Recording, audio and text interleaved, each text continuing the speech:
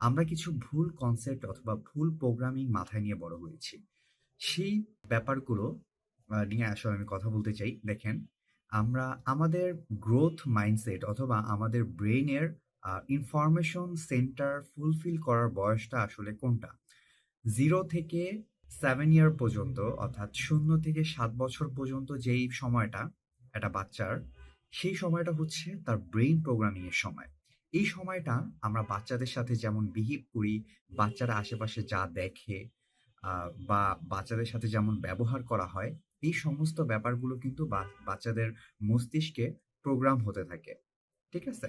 তো দেখবেন যে সেই অনুযায়ী সেই অনুযায়ী আস্তে, আস্তে যখন তারা বড় হতে থাকে এবং সেই পরিবেশে বড় হতে থাকে, আস্তে, আস্তে কিন্তু ওই পরিবেশ, যেই পরিবেশে তারা ছিল, সেই পরিবেশের মানুষজন কেমন ছিল, তারা কি কথা বলতো, সেই সবকিছুর উপর ভিত্তি করে একটা বাচ্চা যখন বড় হয়, তখন কিন্তু বড় হতে, হতে তারা ওরকম মাইন্ডসেটটাই তারা পায়। ধরেন নরমালি যদি আমি বলি, একজন বাচ্চা যখন একটা গরিব পরিবারে জন্মগ্রহণ করে, কেউ একজন বলেছে আমার ইতিমধ্যে, মানে এই মুহূর্তে আমার নামটা মনে পড়ছে না, একজন বড়সড় মানুষ, উনি বলেছেন যে তুমি যদি গরিব হয়ে জন্মগ্রহণ করো সেটা তোমার দোষ নয়, কিন্তু তুমি যদি গরিব হয়ে মৃত্যুবরণ করো সেটা তোমার দোষ।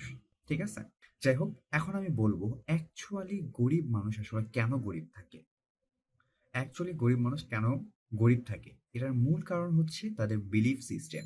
সেই যে ছোটবেলা থেকে বড় হতে হতে আমরা যেই ধরনের পরিবেশে বড় বড় হয়েছি, সেই পরিবেশে যে মানুষগুলো ছিল, আমাদের পরিবার, আমাদের আমাদের সোসাইটি, আমাদের আত্মীয় স্বজনরা যে ধরনের কথাবার্তা বলছে, সেই কথাগুলোর মাধ্যমেই হচ্ছে এই ধরনের গরিব মেন্টালিটি গুলো তৈরি হয়। ম্যাক্সিমাম ক্ষেত্রেই আমি শিওর আপনারা যারা ভিডিওটা দেখছেন তারাও এই ধরনের কথা শুনেছেন এবং আমিও শুনেছি। যেমন, ছেঁড়া কাঁথায় শুয়ে লাখ টাকার স্বপ্ন দেখতে নেই, গরিবরা সারা জীবন গরিব থাকে। অথবা বাবা মার এক ধরনের, মানে এক টাইপের একটা কথা আছে যেটা সব সময় বলে, সেটা হচ্ছে আমরা গরিব মানুষ বাবা, আমাদের দ্বারা কি আর এগুলো সম্ভব, আমরা কি আর এগুলো করতে পারবো, বা এই ধরনের কিছু সীমাবদ্ধতা টাইপের কথাবার্তা বলে আহ নিজেরা তো সীমাবদ্ধতায় ছিলই, এবং আমাদের যে বাচ্চা-কাচ্চারা আছে, আমাদের ছোট, ছোট যে সোনামণিরা আছে, তাদের মধ্যেও একটা রং বিলিফ সিস্টেম ঢুকিয়ে দিচ্ছে। আল্টিমেটলি তারাও বড় হয়ে সেই এভারেজ জীবনটাই কাটাচ্ছে এবং তাদের বাচ্চা-কাচ্চা হইলেও তারা এই ধরনের শিক্ষাই দিবে। ঠিক আছে? এখন বলি আমি এটা যে পৃথিবীতে অনেক মানুষ আছে এরকম, যারা হচ্ছে গরিব পরিবারে জন্মগ্রহণ করেও তারা অনেক ভালো একটা লাইফ লিড করতেছে। তারা আসলে কি? ঠিক আছে? যেমন মনে করেন যে আমি যদি ইসের কথা বলি, যে ইন্ডিয়ান রিলায়েন্স কোম্পানির যে প্রতিষ্ঠাতা ধীরুভাই আম্বানি, উনি কিন্তু মোটামুটি গরিব পরিবারের একজন ছেলে ছিল। ঠিক আছে? তার বাবা ছিল সরকারি চাকরিজীবী, একজন সরকারি সহকারী শিক্ষক। তার বেতন খুবই কম ছিল। হয়তোবা পেশাটা সম্মানজনক, কিন্তু তার ইনকাম খুবই কম ছিল। এই লিমিটেড ইনকাম দিয়ে তার পরিবার, তার ৭ সন্তানের খরচ বহন করা খুব একটা সহজ ব্যাপার ছিল না।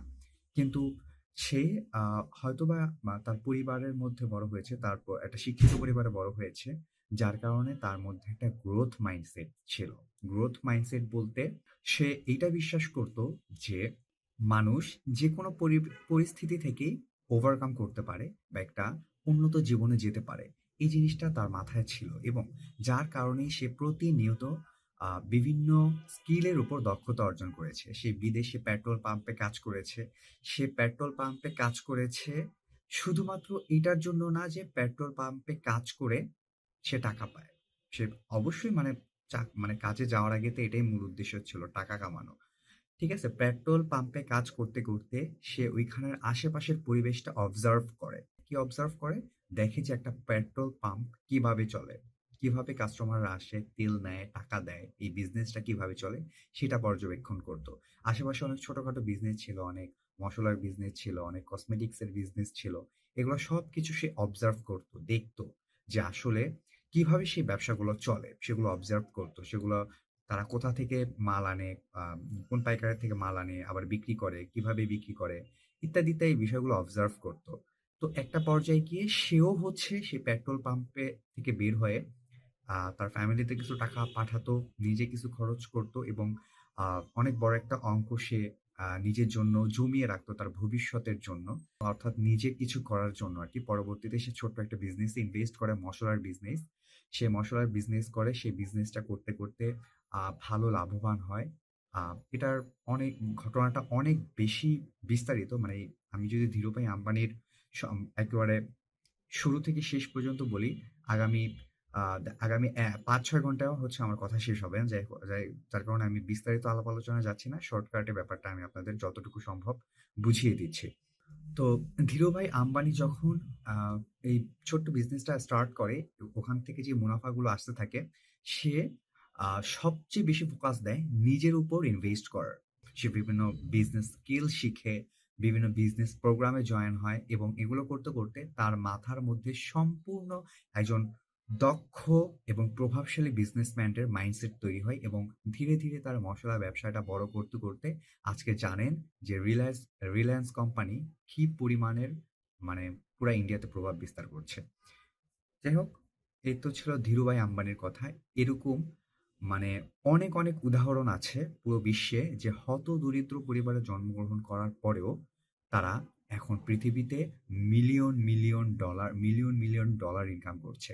আরেকটা উদাহরণ যদি দেই, আ একটু সময় দিবেন প্লিজ। আমি খুবই দুঃখিত। আমি হচ্ছে নামটা ভুলে গিয়েছি। আমি হচ্ছে হ্যারি পটারের লেখক হচ্ছে জে.কে রাউলিং। সে বিধবা ছিল। মানে তার স্বামী মারা গিয়েছিল এবং তার একটা ছোট বাচ্চা ছিল, বাচ্চা মেয়ে ছিল। তো এই সময় হচ্ছে তার স্বামী মারা যাওয়ার পরে তার আ জীবনে অনেক বড় একটা দুর্ভিক্ষ নেমে আসে তার জীবনে। তার ছোট্ট বাচ্চা এবং তার কোনো কাজও ছিল না। কিন্তু তার স্বপ্ন ছিল, মানে তার শখ ছিল লেখালেখিতে। সে স্বপ্ন দেখেছিল যে সে লেখালেখি করেই, তার লেখাগুলো বিক্রি করেই সে আয় রোজগার করবে। যাই হোক, হ্যারি পটার নামে যে গল্পটা সে যখন লেখে, তার আগে তার কোনো রকমের লেখালেখি করার কোনো দক্ষতা ছিল না অথবা লেখার কোনো অভিজ্ঞতা ছিল না বা এটা নিয়ে কোনো পড়াশোনাও সে করেনি। তার শখ ছিল লেখালেখি করার, সেই সূত্রে সে লেখাপড়া করত, লেখালেখি করতো আরকি। যাই হোক, তো পরবর্তীতে যখন হ্যারি পটার গল্পটা লেখে, তখন বিভিন্ন পাবলিশারের কাছে যায়। আ পরপর আ অনেক পাবলিশার তাকে রিজেক্ট করে দেয়। ঠিক আছে? বিভিন্ন কথা বলে, বিভিন্ন অপমানজনক কথা বলে তাকে রিজেক্ট করে দেয়। কিন্তু সে হাল ছাড়েনি। সে পরপর বিভিন্ন পাবলিশারের কাছে যেতে থাকে, যেতে থাকে, যেতে থাকে। একটা পর্যায়ে একটা পাবলিশার রাজি হয়। কিন্তু একটা কন্ডিশনের মাধ্যমে। কন্ডিশন ছিল এরকম, সে ১,০০০ পিস বই ছাপাবে বা লেখা ছাপাবে। এর বেশি ছাপাতে পারবে না। কিন্তু ম্যাজিকটা ঘটে তখনই যখন ১,০০০ কপি ছাপায় এবং সেই গল্প ১ম দিক দিয়ে আ কোনো রেসপন্স না পেলেও ধীরে, ধীরে, ধীরে একটা পর্যায়ে গিয়ে বুম লেভেলের গ্রো করে সেলটা। এবং আমি আর কিছু বলব না, এর মধ্যে অনেক ঘটনা ঘটছে। এখন আপনারা জানেন যে হ্যারি পটারের জনপ্রিয়তা কতটুকু। এই তো ছিল বিভিন্ন উদাহরণ। যাই হোক, আমি আজকের ভিডিওটা এখানেই শেষ করছি।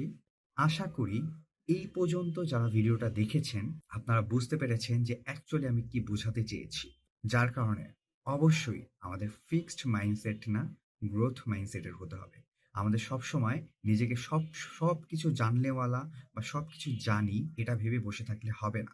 আমাদেরকে সবসময় প্রতিনিয়ত আপডেটের উপরে থাকতে হবে। কারণ আপনি যদি সবসময় লার্নিং এর উপরেও থাকেন, তারপরেও পৃথিবী অনেক দ্রুত গ্রো করছে। বর্তমান বিশ্বে আপনি বিশ্বাস করবেন না পৃথিবী কত দ্রুত গ্রো করছে। যেখানে আপনি লার্নিং করা সত্ত্বেও, আপনি শিখা সত্ত্বেও, জানা সত্ত্বেও আপনি পিছিয়ে থাকেন, সেখানে যদি আপনি কিছু না শিখেন, না জানেন, তাহলে আপনি কতটা পিছিয়ে থাকেন সেটা আপনি নিজেই হিসাব করে দেখেন। ইনশাআল্লাহ সবাই ভালো থাকবেন। দেখা হবে পরের কোনো ভিডিওতে। আল্লাহ হাফেজ।